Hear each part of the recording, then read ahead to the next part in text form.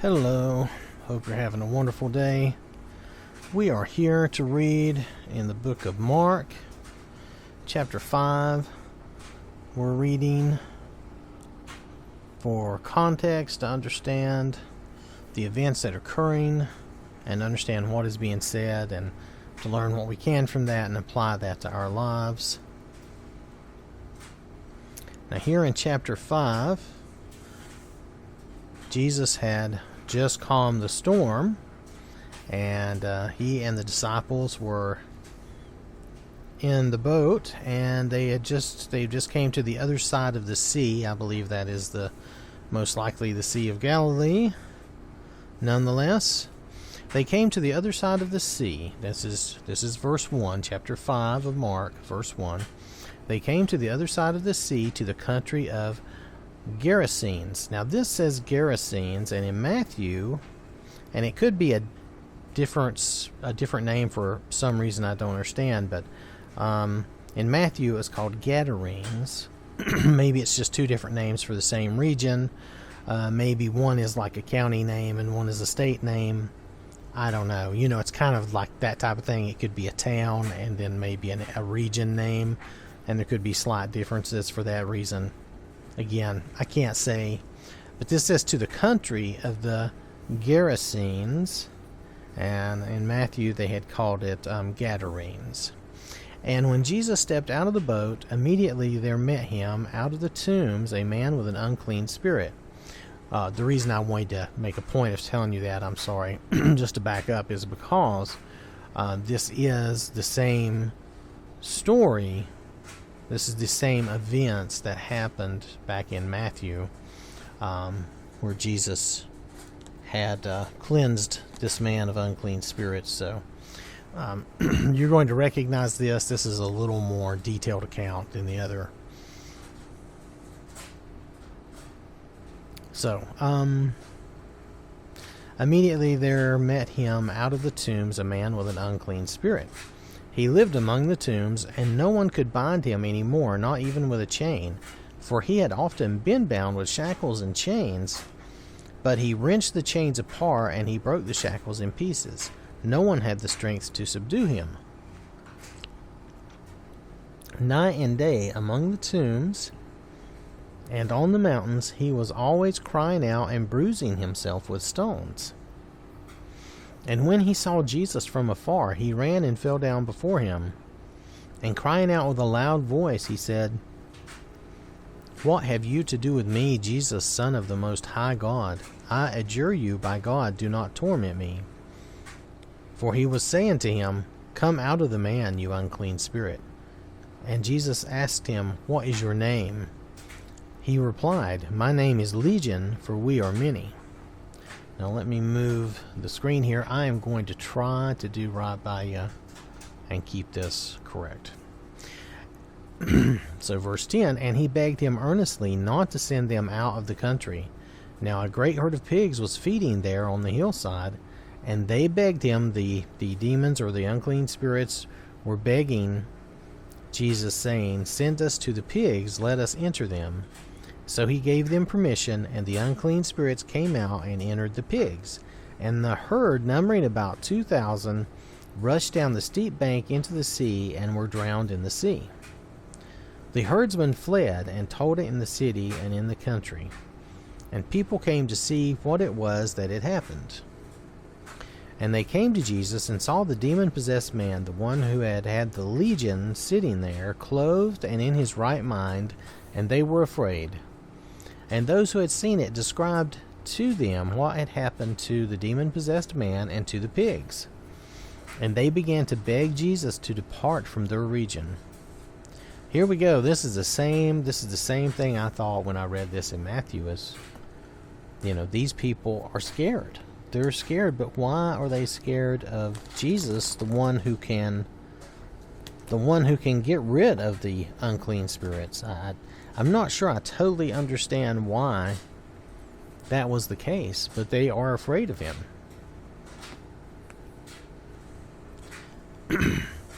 And they began to beg Jesus to depart from their region. As he was getting into the boat, the man who had been possessed with demons begged him that he might be with him. And he did not permit him, but said to him, Go home to your friends and tell them how much the Lord has done for you and how he has had mercy on you. He needed someone there. I mean, Jesus went there, and I guess this was probably the plan all along, since they would not accept him because of the miracle he had performed. He left this guy. This guy became kind of, I'm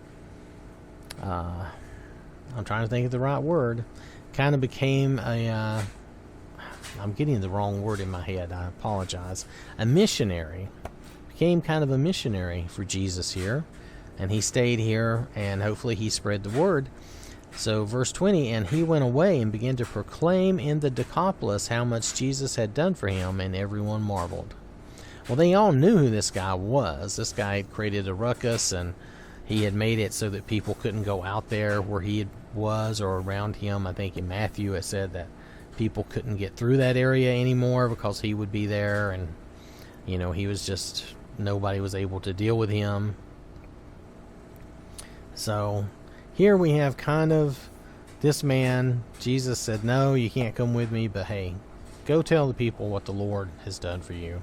And that's a good idea. I guess that's a good example for us. We should probably do likewise. We should tell the people, even just around us and in our families and friends, what the Lord has done for us. So, all right. Because aren't we kind of like that guy? I mean, maybe we weren't demon-possessed, but before we knew God, before we had been baptized, weren't we also kind of unruly and, kind of out of sorts, and we probably weren't the best friend or the best person. So here this guy has a chance now to go and to basically preach Jesus and let people know what Jesus had done for him, which is a great thing. Now let me move us down, because we're going to go, there we go, verse 21. And when Jesus had crossed again in the boat to the other side, so he's just going back and forth here, and I don't mean that to make fun, but I mean, you have to realize they're on a boat and they're going back and forth. That doesn't mean they're going to the exact same spot on either side. They could be doing some sort of zigzag, or we don't know. It doesn't say specifically, but it does tell us at times where he's at, and so we know, that he's traveling around the Sea of Galilee mostly. And when Jesus had crossed again in the boat to the other side, a great crowd gathered about him, and he was beside the sea. Then came one of the rulers of the synagogue, Jairus by name, and seeing him, he fell at his feet and implored him earnestly, saying, My little daughter is at the point of death. Come and lay your hands on her, so that she may be made well and live. And he went with them. I don't see where Jesus ever really turns anybody away. If we find an example, I will note that. But Jesus is always helping people. And a great crowd followed him and thronged about him. And there was a woman who had had a discharge of blood for 12 years, and who had suffered much under many physicians, and had spent all that she had, and was no better, but rather grew worse. So here she is. She's sick, and I'm not sure what the discharge of blood would be, but it would be some bad disease, I'm sure. And I think I've heard somebody say what they thought it was, but it doesn't really matter. She had this a long time, but she was just getting worse, and physicians were not able to help her. So she had heard the reports about Jesus, and came up behind him in the crowd and touched his garment. For she said, If I touch even his garments, I will be made well. So there, she had a statement of faith, and then she acted on that faith. And immediately the flow of blood dried up, and she felt in her body that she was healed of her disease.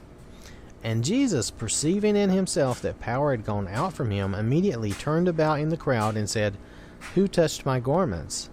And his disciples said to him, You see the crowd pressing around you, and yet you say, Who touched me? They didn't understand that he had felt power go out of him. He knew someone had been healed, something had happened. And not everyone that touched Jesus was even in need of healing. So, you know, verse 32, and he looked around to see who had done it. But the woman, knowing what had happened to her, came in fear and trembling and fell down before him and told him the whole truth. I get the feeling, the way they say it, that maybe she was afraid she had done something wrong. And he said to her, Jesus said to her, "Daughter, your faith has made you well. Go in peace and be healed of your disease." He wasn't trying to take it away from her. He just wanted to know, who had been healed. And I think he also wanted to make this point that your faith has made you well. I mean, she believed, she had a statement of faith, and then she acted on that. So that's about as much faith as you can put out. I don't know how you get more faith than that. You believe it, you speak of it, you act on it. That's the way it's supposed to work. While he was still speaking, there came from the ruler's house some who said, "Your daughter is dead. Why trouble the teacher any further?" But overhearing what they said, Jesus said to the ruler of the synagogue, "Do not fear, only believe." And he allowed no one to follow him except Peter and James and John, the brother of James. They came to the house of the ruler of the synagogue, and Jesus saw a commotion, people weeping and wailing loudly. And when he had entered, he said to them, "Why are you making a commotion and weeping? The child is not dead, but sleeping." And they laughed at him. But he put them all outside and took the child's father and mother and those who were with him and went in where the child was. Taking her body by the hand, he said to her, "Talitha cumi," which means, "Little girl, I say to you, arise." And immediately the girl got up and began walking, for she was 12 years of age. And they were immediately overcome with amazement.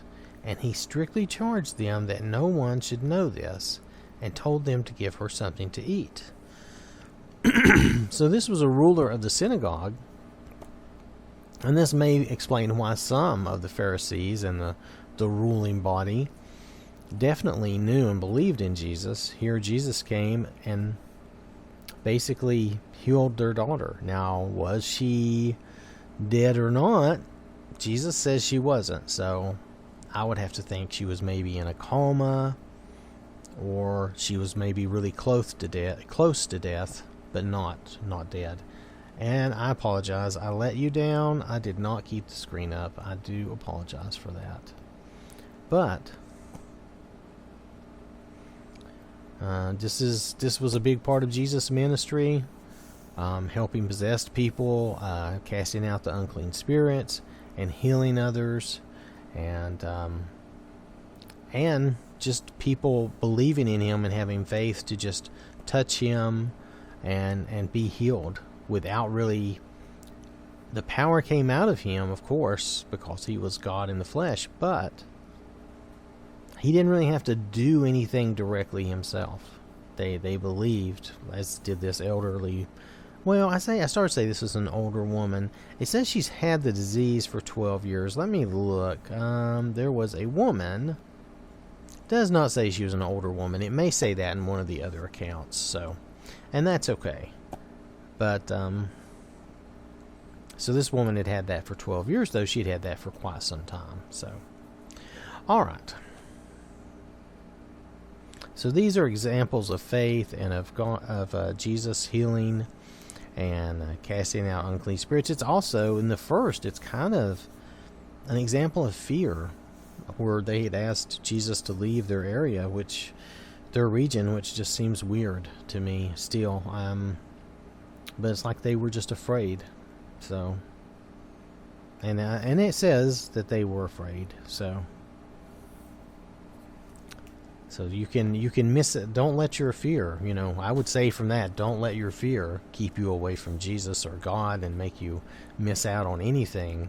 We're all afraid at times. I know I have fears the same as anyone else. I can be afraid of different things, and but don't let that cause you to miss out. Go ahead and act like this other woman, and act in faith, and do what you can. and let God and Jesus take care of the rest, because they will. That's not a problem.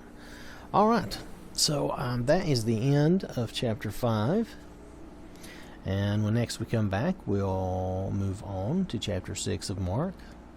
So thank you for listening. Remember to leave any comments or any insights you might have in the comments. If you have any questions, do that, and we'll research and find answers to those questions.